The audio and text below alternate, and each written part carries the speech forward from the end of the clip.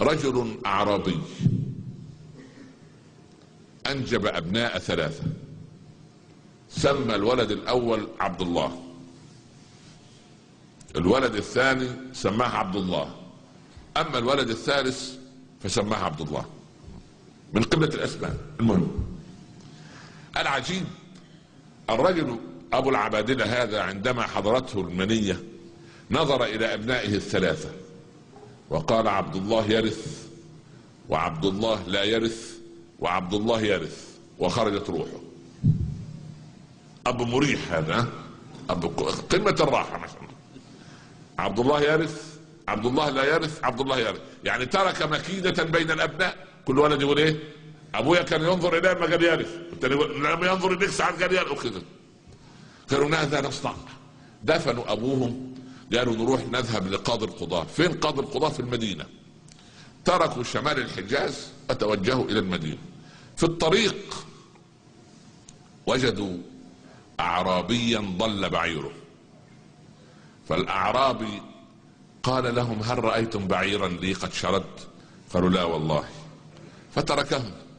نادوا عليه قالوا: تعال، هل بعيرك أعور؟ قال: نعم. الثاني قال له: هل بعيرك أبتر ذو مقطوع؟ قال: نعم. قال الثالث: هل بعيرك أزور يعني مايل على جنبه؟ فرح الرجل قال: نعم. قال: والله ما رأينا بعيرك. لا حول ولا قوة إلا بالله. قال: لا بد أن آخذكم إلى القاضي. قال: احنا أساسا رايحين للقاضي، تعالوا معنا.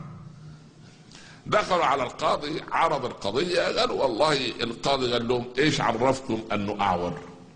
قال له: أيها القاضي رأيته يأكل من جانب من العشب ويترك الجانب الآخر، فيأكل من العشب ناحية العين المبصرة، أما الجانب اللي العين فيها عوراء فهو لا يرى العشب، يأكل من ناحية. مع أن البعير مؤدب، يأكل أولا كل مما يليك، يأكل البعير مما يليك، سبحان الله بالفطرة. طب ليه قلت أنه أبتر؟ قال: ما هو لو كان له ذيل كان بعره يتناثر على الرمال، لكن بعره رأيته أكواما أكواما فعلمت أنه مقطوع الذيل فقلت أنه أبتر. طب وليه قلت أنه أزور؟ قال: دي بسيطة خالص، وجدت عمق أخفافه في الناحية اليسرى أشد عمقا من الناحية اليمنى فعلمت أنه إيه؟ مايل على جنبه. قال: يا رجل ليسوا بأصحاب بعيرك، ما قضيتكم أنتم؟ قال: احنا قضيتنا قضية، دي مشكلتنا مشكلة. أبونا رحمة الله عليه سمانا عبد الله، وأخويا هذا عبد الله، أما أخويا الثالث ده عبد الله أيضا، وهو يموت قال: عبد الله يرث وعبد الله لا يرث، ومات الرجل. القاضي أول مشكلة تجيله بهذا الشكل عجيبة، فقالوا: أنتم ضيوفي الليلة، تصلي الصبح إن شاء الله وتجوني إلى دار القضاء أو المحكمة أو المكان اللي ناخذ فيه، وبعدين نحل المشكلة والمعضلة العجيبة هذه. دخلوا الغرفة لأن ذكاءهم يقفز منهم. قال أحدهم: انتبهوا إن عينا تتجسس علينا. يا الله، اكتشفوا إنه في إيه؟ كاميرا مراقبة في الغرفة.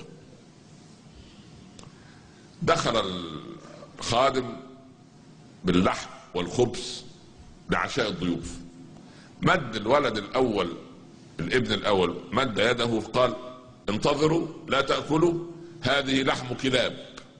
الله، يا الله. الثاني نظر لأرغفة الخبز قال: والتي خبزت هذا الخبز امرأة حامل في الشهر التاسع. ده طبيب أمراض نساء، سبحان الله، لا إله إلا الله. الثالث فجر قنبلة من العيار الثقيل قال: والقاضي الذي سوف يقضي بيننا هذا ليس ابن حلال.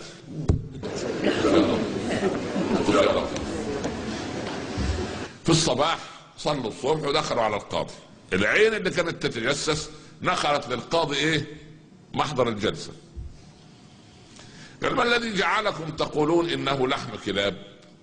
قال: ايها القاضي، ان اللحم الذي نأكله يبدأ بالعظم ثم اللحم ثم الشحم، فلما رأيته يبدأ بالعظم ثم الشحم ثم اللحم علمت انه لحم كلاب، لان الطائفه الكلبيه والسبعيه اللحوم تبقى من اعلى عشان العضلات، عشان يقدر يفترس. لان لو اعزكم الله الاسد او النمر او الكلب الدهون من اعلى كان يبقى جسده ايه؟ رجراج زي النعجه او الخروف، ما يقدر يجري ورا الفريسه، لازم العضلات تبقى ايه؟ من فوق.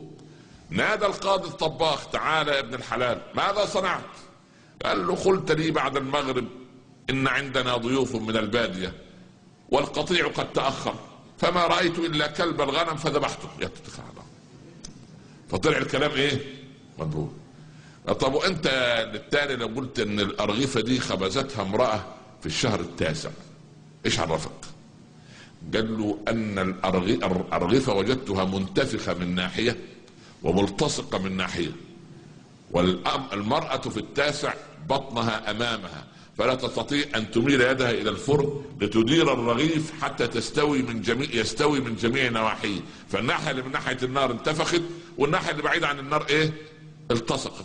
القاضي سأل: مين يا اخواننا اللي خبزت؟ قال: ام فلان. ام فلان دي قالوا حامل في التاسع. ناتي للكارثه الايه؟ الثالثه. قال: وما الذي اعلمكم انني والعياذ بالله لست ابن حلال؟ طيب نقول لكم الحل المحاضره القادمه ان شاء الله. ساكتين ولا مش عارف؟ انتوا نايمين ولا صحيين؟ ما انا مش شايف من ضوء ده المطر، ارى انواركم ان شاء الله. قال: ايها القاضي، ان ضيوفا عند قاض مسلم يتحاكمون ويتقاضون اليه في قضيه يرسل عينا تتجسس عليهم، لا يكون هذا ابن حلال ابدا، مش ممكن. الاخلاق العربيه والاسلام ما تقتضي. دخل القاضي على امه فقررها فاقرت.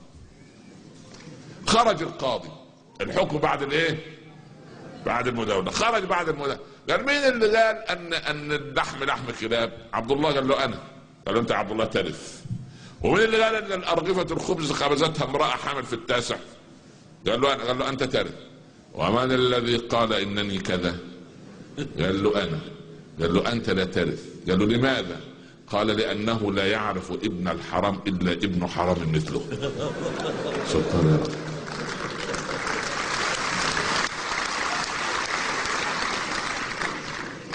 انتوا تصفقوا للقاضي ولا لابن الحلال؟ تصفقوا من يا اخوان. ذهب الاثنان ليسألوا امهم: يا امنا مين عبد الله هذا؟ الثالث. قالت: والله كان ابوكم خارج من المسجد وجدوا امام المسجد مرغ فجابوا فتبناه، يعني المهم يعني من 30 سنة